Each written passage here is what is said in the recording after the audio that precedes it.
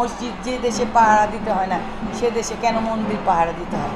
তদন্ত করে দেখেছি যে সেই ফ্যাসিবাদের দোসররা। আমরা গত বছর 5ই আগস্ট পট পরিবর্তনের পর খুব অল্প সময়ই পেয়েছিলাম।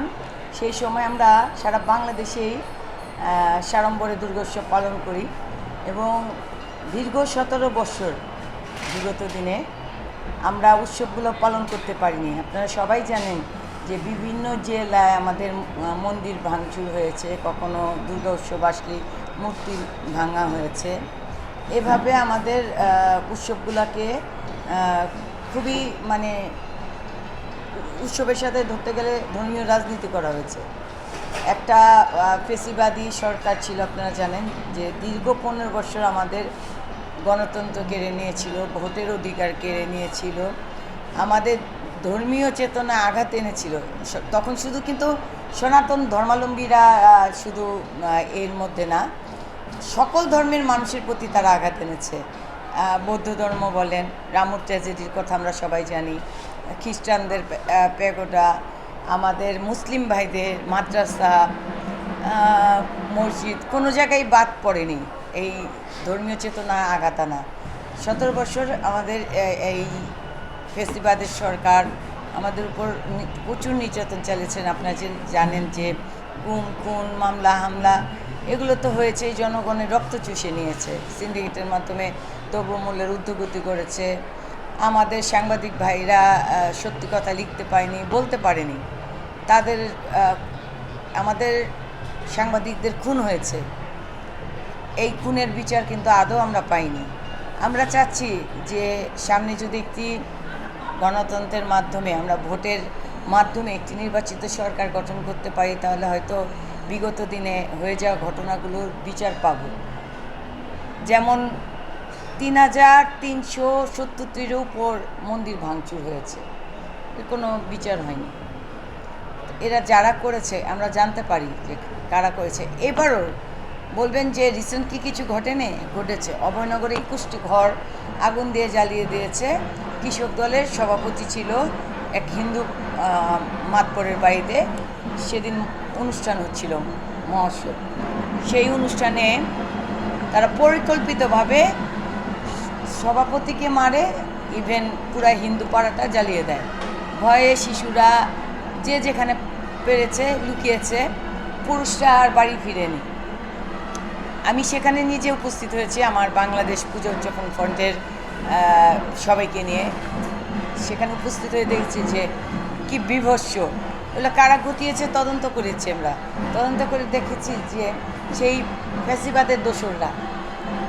এখান থেকে শেখ হাসিনা পালিয়ে গেছে ভারতে, কিন্তু তার দোসররা কিন্তু আনাচে কানাচে আছে, আর তাদের কাছে হিউজ টাকা আছে, আপনারা সবাই জানেন। সেই টাকাগুলো ব্যবহার করে বিভিন্ন সময় আমাদের দেশটাকে অস্থিতিশীল করার জন্য, আপনারা দেখেছেন 9ই আগস্ট থেকে শাহবাগে আন্দোলন। এর পরবর্তীতে আমি অক্টোবরে বলেছিলাম যে ওখান থেকে মৌচাকে ঢিল মারে, সেই ঢিল আমাদের উপরে পড়ে। সেই ঢিলে কিন্তু আপনার শাহবাগ, শহীদ মিনার তারা আন্দোলন শুরু করে যে আমাদের হিন্দু সম্প্রদায়ের উপর নির্যাতন চলছে। অথচ 5 তারিখের পর আমি 5 তারিখের পর প্রতিটা মন্দিরে গিয়েছি, সেখান থেকে মন্দির কমিটির লোকজন পালিয়েছে। কেন পালিয়েছে এই কথা আমাকে প্রশ্ন করেছে কিছু মানুষ, যে দিদি আপনি বলেন মন্দির পাহারা দিতে হয়, মসজিদ যে দেশে পাহারা দিতে হয় না সে দেশে কেন মন্দির পাহারা দিতে হয়। মন্দির পাহারা দিতে হয়েছে, মন্দির কমিটির লোকগুলো পালিয়ে গেছে, তারা ছিল দুর্নীতি করেছে প্রতিটা মন্দিরে।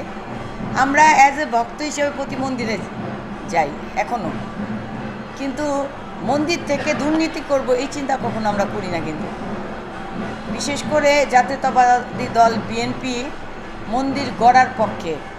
আপনারা মনে হয় এই ইতিহাস জানেন না যে আমাদের গাজীপুর, আমরা যে সম্প্রীতির বাংলাদেশ তার উদাহরণ গাজীপুরে আছে, পুবাইলে।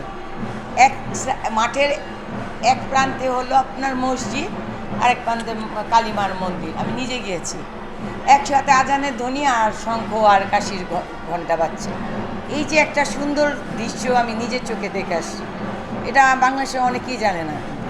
যেখানে 17 বছর আমাদের দেশটাকে খোকলা করে দিয়েছে তলাবিহীন জরিতে পরিণত করেছে, যেটা ৭২ থেকে ৭৫ হয়েছিল শেখ হাসিনার বাবার দ্বারা, শেখ মুজিবুর করেছিল। তারই ধারাবাহিকতায় তার সুযোগ্য কন্যা করেছে। সেখানে আমাদের যেই সরকার আসছেন, আমাদের এই ৫ই আগস্ট পর পরিবর্তনের পর ডক্টর ইউনূস তার নেতৃত্বে যেই সরকার চলছে, তারা আমাদের ৫ কোটি টাকা সারা বাংলাদেশে অনুদান দিয়েছে। এটা হিন্দু সম্প্রদায়ের জন্য আমি মনে করি অনেক পাওয়া। আরেকটা মজার বিষয় হলো যে গতবারের তুলনায় এবার মণ্ডপ বেড়েছে। সারা বাংলাদেশে যদি নিরাপত্তা না থাকতো তাহলে কিন্তু এত মণ্ডপ বাড়তো না। আপনি দেখেন, আগে ঢাকা মহানগরে ১৫২টি পূজা হতো, এখন ১৭৮টি পূজা হচ্ছে, এবং সব পূজায় আপনি লোকারণ্যে ভিড়। যদি নিরাপত্তা না থাকতো তাহলে আজকে এই রমনাকালী মন্দির, জগন্নাথ হল, তারপর সিদ্ধেশ্বরী মন্দির, আপনার শিব মন্দির, এগুলাতে এত লোকের সমাগম হতো না। বিগত দিনে আমরা বের হতে পারতাম।